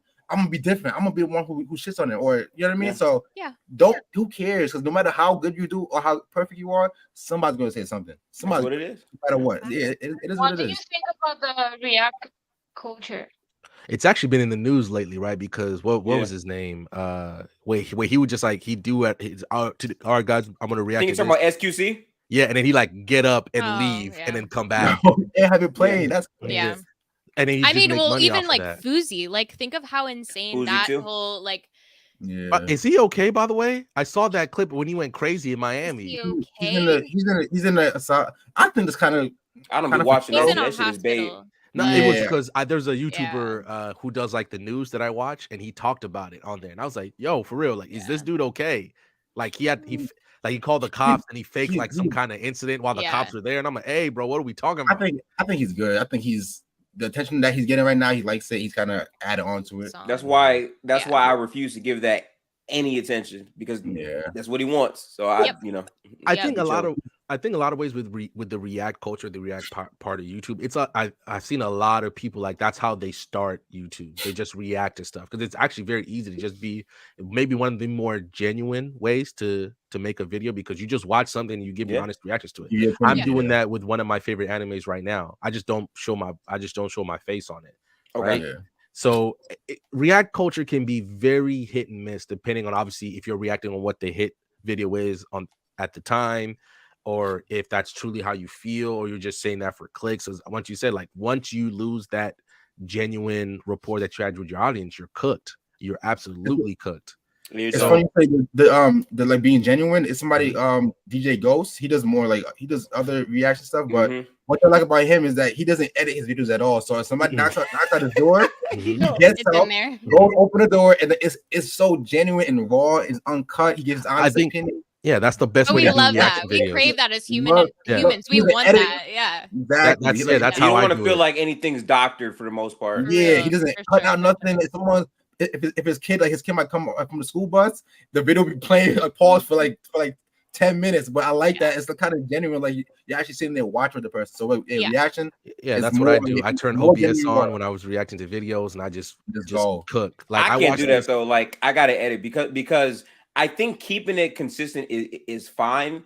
But there's a lot of things when you record where it's like dead audio, dead space, not here, not there. Like sometimes editing it can make it better, but it's a matter of does it make it better? Like are you changing your original vision just to put the video out? I don't do that. I think it's all a part of it's part of your appeal because like the DJ goes, people like him because he's so raw and he's unfiltered.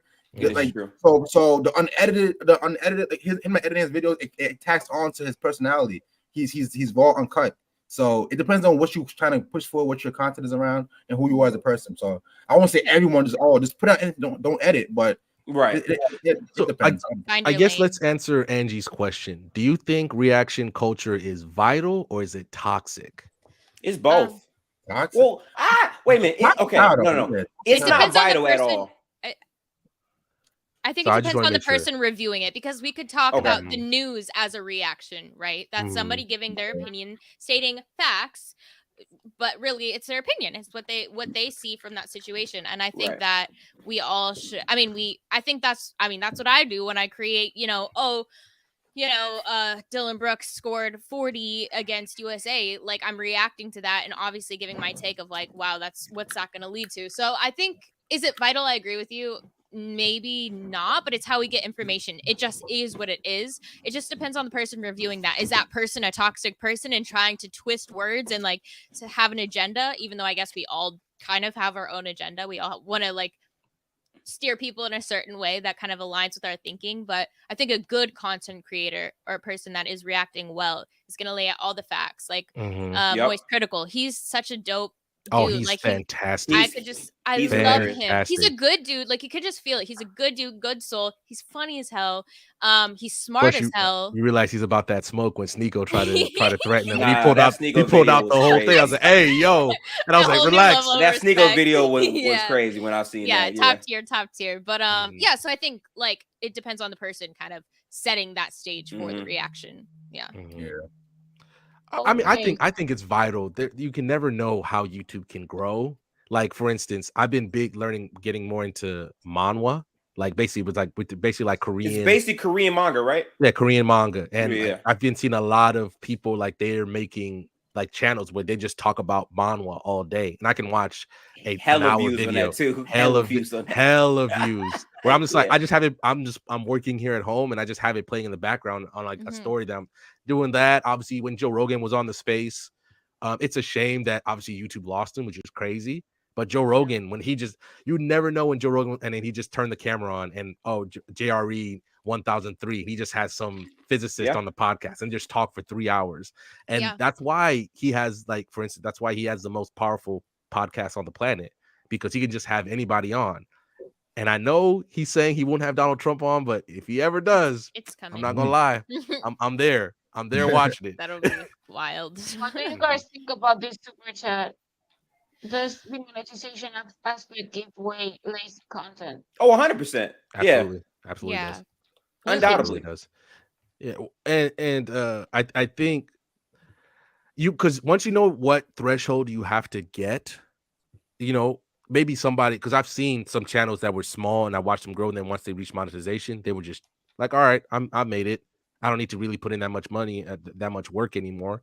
When you realize that you could get even higher, but once okay, now I'm at the point I can make money, I'm chilling, which is a shame, because like you just got to the start of the journey. When the real work starts. That's when the real work starts. You thought Mr. Beast was just good after he made it to monetization? Nah, he started getting better. Like obviously Mr. Beast is the anomaly, right? But let's use a channel like what's the channel I watch? Like Chisel and Honest. He finally just hit 700K, right? Obviously, his content is way more controversial in terms of him getting hit by monetization or the NFL or the NBA coming after him, but he's still very passionate. You can never say that Chisel Adonis is not passionate about his videos.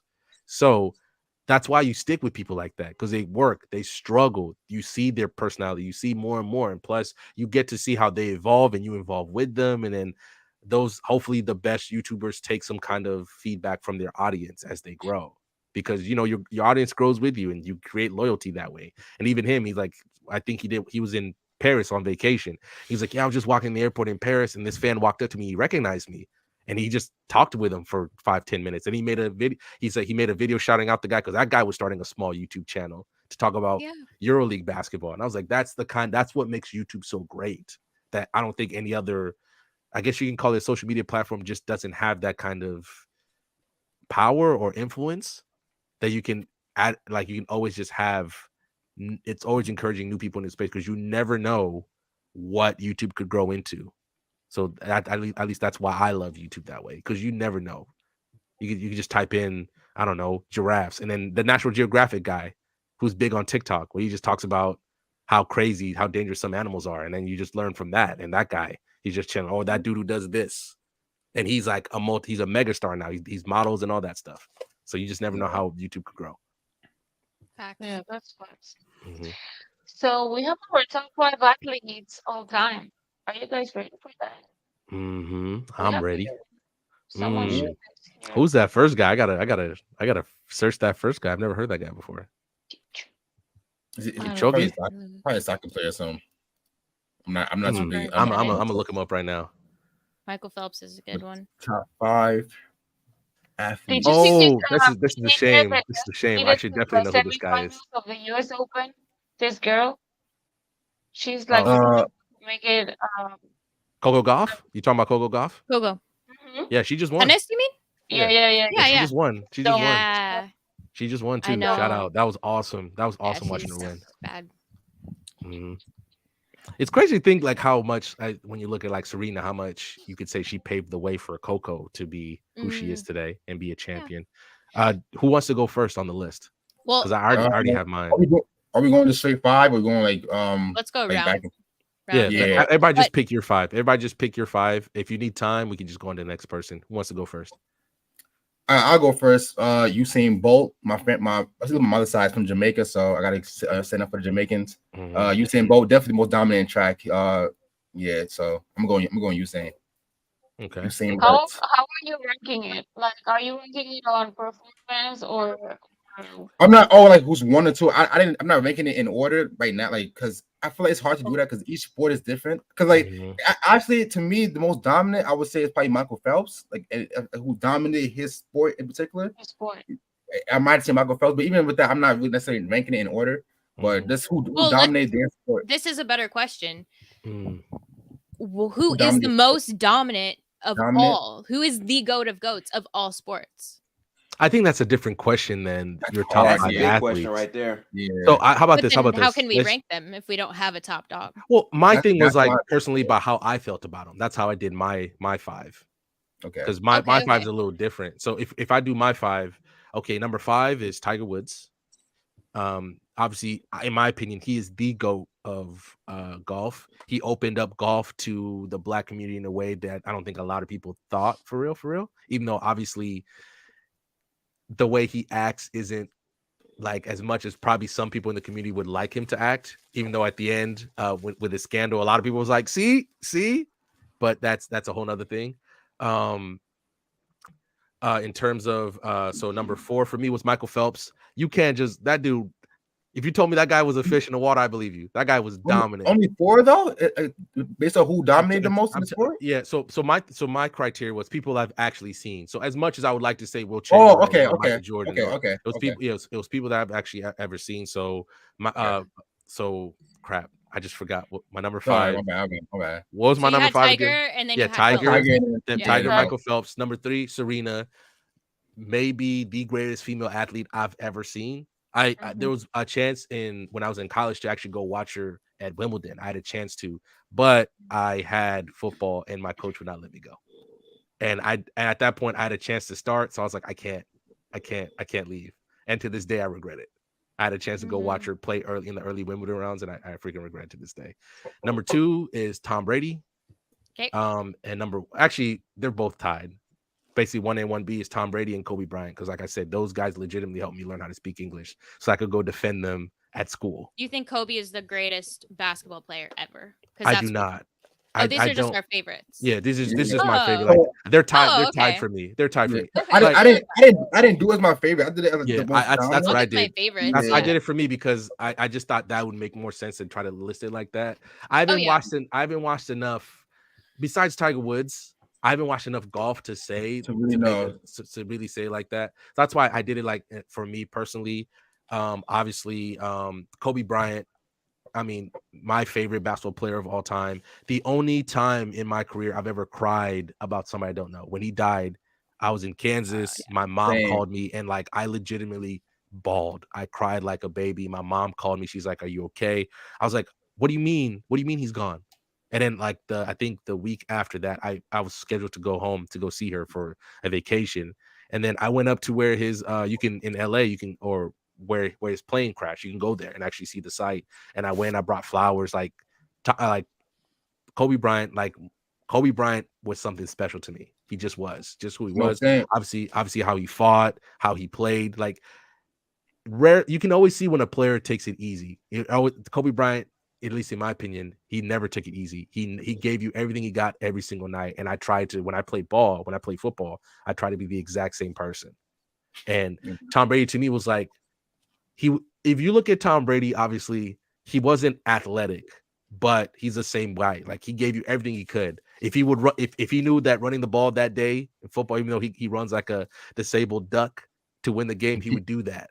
And that's the same way. And also like his rags to riches story, he wasn't supposed to be the greatest quarterback of all time. Maybe if you want to argue greatest football player of all time, that's a different category in my opinion. But that's those guys because I love those guys. And you know, obviously I've been lucky enough to watch both of them play live in person in the arena. So I've been lucky enough to do that. And, you know, now that Tom Brady's retired, it's like this part of my life is officially over. So that's my list.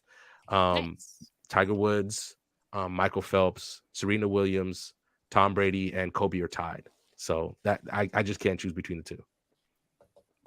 All right. My list was more so based off like, look, I agree what you said if you didn't see them, but I feel like at a certain point, you didn't even have to see certain players to see the accolades, like how they dominate certain sports.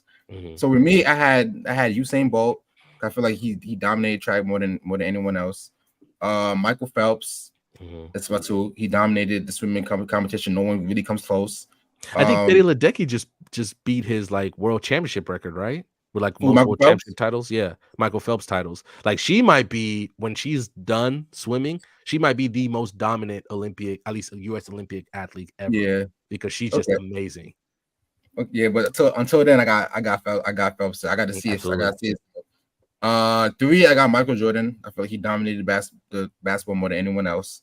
4, Serena Williams. Yeah, she's the only reason why I even know about tennis. Honestly, before Serena, I didn't know nothing about tennis. Like I only know tennis because of Serena.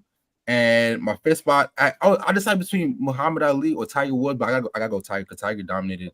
I feel like golf more than, because it's a debate if Muhammad is the best boxer. I don't feel like it's really a debate with Tiger Woods being the best golf player of all time. Every time I see somebody say Tiger Woods is not the GOAT, they just go to championships. Yeah. For I think Arnold Palmer, he has the most. I'm like, come on, bro. Majors. I was like, come on, bro. Come on, bro. Take Arnold Palmer at his best, Tiger Woods at his best. It's a wrap. Yeah, Tiger Woods is taking that thing home. Yeah, so that's my 5. That's what I got. But if you're doing favorites, that's how I'm doing favorites, because Kobe is 1, 2, 3, 4, and 5. I'm doing favorites. Kobe's the only. I don't look up to no celebrities or try to.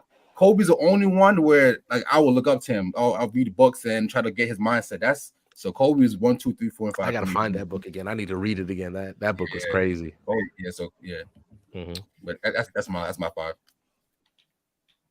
H, you got your list? No, I didn't make a list. I guess if it's my favorite, I'm gonna do a mix. So I definitely have Michael Phelps. I swam like my entire life. Since I was 4, I was a lifeguard, so that was a huge part of my life. So give me Michael Phelps. I with Serena, I think she's the greatest female athlete, but my favorite female athlete is Simone Biles. She just won again, right? She's she way past the age that Yeah, way Huge. past the age that gymnasts usually retire by her age, right? And like a lot of these people claim like, oh, I'm this and that. Like she is one of the most talented athletes. It's insane. Like she's just so gifted. So give me Simone, but I love Serena as well. I'm not a huge tennis fan, so so I just can't understand the game as much. But and then I would say Messi for sure. He is my GOAT. Football player. Oh, even though they just lost to Sporting KC yesterday. I mean, I'm not a huge soccer fan, but like when I watch it, he's my favorite. He just gives me like Steph vibes, so I'm a big fan of him. My GOAT NBA player, well, my favorite NBA player of all time and always will be, and I'll defend him till death, is Steph Curry. I don't care.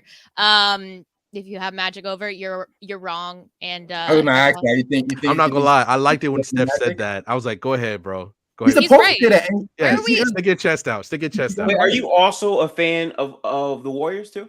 I'm a Dubs fan. Yeah. Oh, yeah. Okay, cool. Yeah. Are you a real Dubs fan though, or are you a bandwagon? We're doing this, really? Don't put those allegations away, Shiloh. Have you ever watched Fluent and Chill? I'm offended. Yeah, I watched it. I'll remember this. You're truly watching it. I got you. We'll come back to this. And then number one, I guess, GOAT NFL player is Tom Brady, and I think a lot of people would say he's the GOAT of GOATs. So, yeah, not my favorite player, but I respect him. So I'll say that. Yeah, I think that's what he did, man. You just can't look at everything he's done and you say you at least don't respect him. Yeah. How about you, Gifted? Off the top of my head, probably Brady, Serena, Michael Jordan, Jackie Robinson, and it's between Floyd or who's the other? I struggle with Floyd. I really do. I don't know why I do, but I struggle with him. No, I get why, because he won a ton of fights. He wasn't a well-liked athlete when he was, doing it. He talked a lot of shit, and he was a very smart. His IQ to me goes super, super, super underrated. This man fought like 50 fights, won every single fight, made the most money of any athlete, and I think almost any sport outside of maybe football, and had dominance. One day somebody should like study his career for real. He also played like the defensive all the time, so that was kind of his key, I think. So I mean, but I like Floyd. Best defensive fighter ever. Yeah. Well, he had to switch it up. He used to break his hands. He used to break his hands early when he started fighting, so he switched up his style to the style that we know him for. I also love when it comes to the fighters, I mean, Ali, Pacquiao, there's just a ton of solid. Tyson's my favorite. Yeah, one day we should do Tyson's my favorite too. Yeah, Monday we should do like the most impactful athletes. Yeah, I like that. That's a more deeper conversation than just. I ain't gonna lie, Curry. Yeah, it's Steph.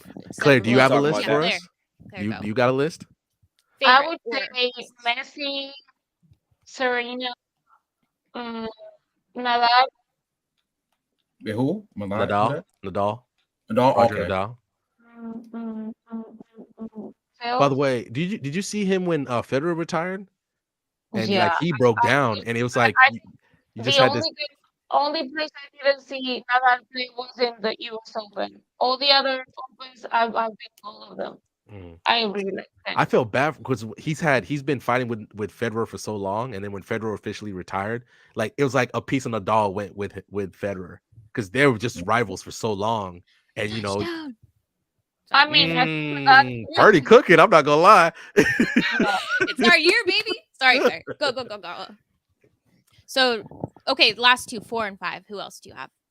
Yeah. Claire. She's frozen. She's Yeah. frozen. Oh, I was Claire Cook. Damn. Yeah, Claire. Can you hear us? Yeah, I was gonna say you got your last. Yeah, you got to keep going. Yeah, 4 and 5. Huh? 4 and 5. 4 and 5. Which who did I say? Oh, I think I'm missing one, right? I like my weather a lot. Mayweather. Oh, Mayweather. Good pick. Yeah. But I was gonna say, crazy. No baseball players make the list. No I baseball. had Robinson for me. Yeah, you guys Gifted is the only one. I'm not a baseball fan.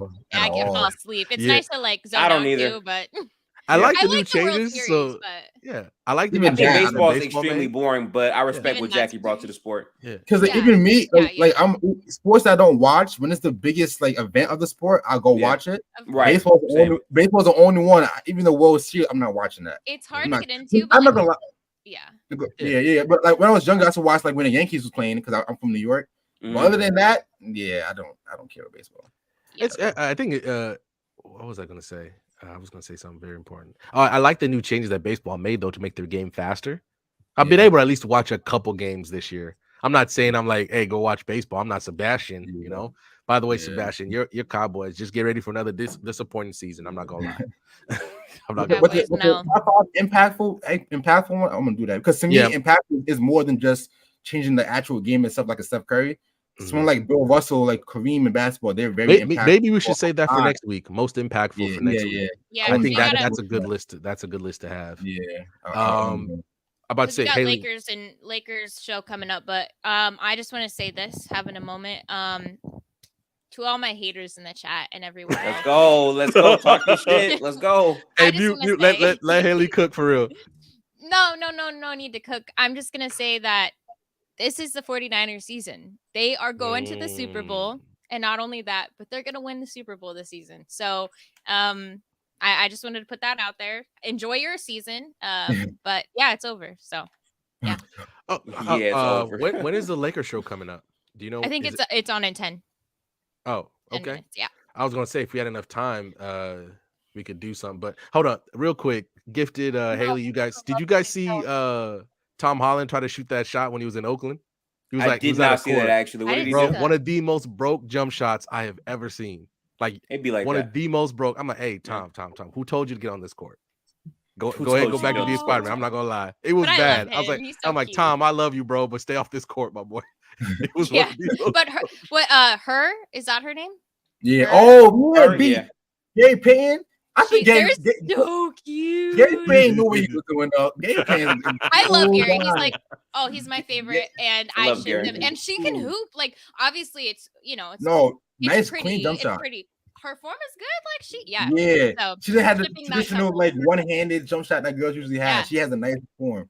Exactly. But GP knew what he was doing. I'm familiar with your game. He's playing the long game. Long game. Yeah. It'll work out. Next season. And I don't blame you because hers definitely her. Hers definitely her. Her is definitely her. That's hilarious. I'm about to say that's it. Unless you guys want to add something up before we close out. But H, hopefully we see you some more. It was fun having you on. Yeah, thank you guys. Yeah, I appreciate it. Dope having you on the show. It was nice to meet you. I don't really meet that many other Golden State fans, so that was pretty cool. Yeah. Can't wait for the season to start because basketball is my thing. Me too. But how are you feeling about Chris Paul? Honest take. Are you a fan of him in general? Or? No, I don't like Chris Paul. He's my least favorite player. What is the plan with that? H? Same with me. I don't like Chris When you Paul start either. your channel, we gotta deep dive that for real because I don't get it. I don't get it. Is it? I'm thinking maybe he helps Kuminga and Moody maybe in terms of growing in their game, but why is he there for real? It was a desperate move, honestly. I think desperate move. It's a money move because they had to get rid of Poole's contract. They paid him a 4-year deal, so that's why I think it's to basically get money off the books for next summer to get a star in free agency potentially. But we'll see. He better not start because I know they're talking about Chris Paul starting, and I don't. We'd have to sell the stadium to get Giannis. I would sell the stadium. You're gonna make the money back. Yeah, we could just play on the street ball. But yeah, I agree with you, Chris Paul. I think like there's just no way that chemistry move works. I think he could hold back his ego for a little while, and not even that. Maybe I'm being too critical, but I just think that it's just his ego and his experience, and I don't even blame him because he has a right to feel the way he does. He's been a leader, but it's like now to be second in command to kind of like one of your biggest rivals and Steph Curry and a team that dislikes you, and like what is that going to mean between he and Draymond? So I'm just there's a fight happening for sure. I'm not gonna lie. It's not gonna be no fight. It's not gonna be no fight. Even on a basketball court though, like obviously not physical, but I'm talking like there's gonna be a battle all the time. And then we have to take his stupid ass fouls that he's gonna just punch people, and we're I gonna have to root I'm for gonna those support fouls. that. Yeah. Like I I'm gonna hate root for that. that shit. Yeah, We're a clean tough. team aside from Dre. Like, you know, we can only take so much. I do think We get all of need our it, though, dirtiness because from we have Dre. no one that gets. Yeah, I'm like- sorry. We have no one on the team that consistently gets to the free throw line outside of Poole and Steph. So And Poole's he'll gone. add to that. And I do think Chris True. Paul will make the bench unit better. But again, starting him is just, it makes no sense to start him. Does he draw fouls like that anymore? He's not Yeah. going to get starter minutes more. for real, Like, though, he's is not- he? He's not going to get starter He's minutes starting. at all, right?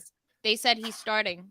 They He said cannot. officially. Wait, His they body announced won't it? hold up. His They body announced won't it? hold up at It's just all. to stroke his ego. That's what I think. Wait, It's just it's to a say That's like, what I think. Yeah. yeah. But we'll get into Whoa. this next week I knew that. because there's Yeah, a yeah. ton. Yeah, we do got to pack it up. Yeah. We we gotta gotta pack it up. But we'll, right. maybe if we do this next week, or but maybe we can dive into the dubs and some more basketball. Sure. So Most impactful athletes next week. H, send us out. Thank you guys for watching us. We was cooking. Team USA treason allegations coming tomorrow by Ticket on the panel. Get ready for that. Shiloh gifted. We just gonna watch from the back. We just gonna watch from the back. Haley, be careful. You might get some I'll treason be in the allegations chat. as well. I might be in I'll that be show. there. Let's see. I don't know, but thanks for having me, man. Sure. Yeah. Real quick. People asking, when are you doing a gifted? When are you doing a gifted? When are you doing another Warrior Space on Twitter? Yeah. I'm about to bring up those spaces back. So on Fridays now for the season, we're gonna host them. Initially, it was gonna be on Sundays, but obviously football is in effect then. So Fridays we'll be focusing on everything Warriors basketball related. On Friday near like 8 o'clock, 9 o'clock. That's when we'll be doing it for the entire season from now on. Also, for every Warriors game, I'm going to be doing streams for the halftime and post game all season long as well. So if you like that or care about that stuff, tap into me on Twitter and YouTube at Gifted Hoops on YouTube, Gifted X Hoops on Twitter, because someone has that name for whatever reason. But don't forget to check out Gifted on Discord. Join this thing. I watched. They be watching movies in there, anime. I hopped in. We there be in there. You see, wait, are you on Twitch or YouTube? Both Twitch, YouTube, Kick, TikTok, whatever you need. Most of them are all Gifted Hoops. Twitter is Gifted X Hoops. So H future channel coming up soon. I'm excited. Let me hop in there. Dope. It's actually I'll introduce it, but it isn't like live or anything yet. But it's gonna be called Kick It a Dub, or Keep It a Dub. Nice. Keep It a Dub. Like so. I like that name though. Thank you. It'll be coming soon. And hopefully I can have all of you guys on, and of course you guys in the chat are day ones. So we'll just watch out. Damo might have to say something about that name though, But Bobby Portis backed out, so he cool with Bobby Portis now. Damo cool with Bobby Portis. Shiloh, where can the people find you? I do a gaming channel. I have a gaming channel and a podcast. My gaming channel is called Siphons, CYPHON. Play 2K. I play Rainbow, but since 2K just came out, I'm playing 2K nonstop right now. And then my podcast is Hear Us Out podcast. Me and my friend, we do that. We do the like world topics, different things. We do tier lists, a whole bunch of stuff. So check us out check me on there. That's about it right now. You can find me on Random Guy Speaks, mainly anime. There are a few other things that I talk on there. I'm working on a big Bakugo video. I'm talking like hours deconstructing this character because I got a problem with it. I like that. Okay. Yeah, it's just something I got to get off my chest. I'm tired of thinking about it. But make sure y'all check into PC Tunes later. They're talking about the best cartoon video games of all time. Lakerland, they're talking about LeBron's legacy in LA. By the way, it's not as good as people probably think he is. Don't let Jalen Carter know. Shout out to Jalen Carter. I know he had to take care of some personal business today. That's why he could not be here. Shout out to shout out to Tyson. He had some family business, but Haley, send us off. Sweet. Appreciate you guys. Thanks for having me on, and we will see you next Sunday. Peace. Later.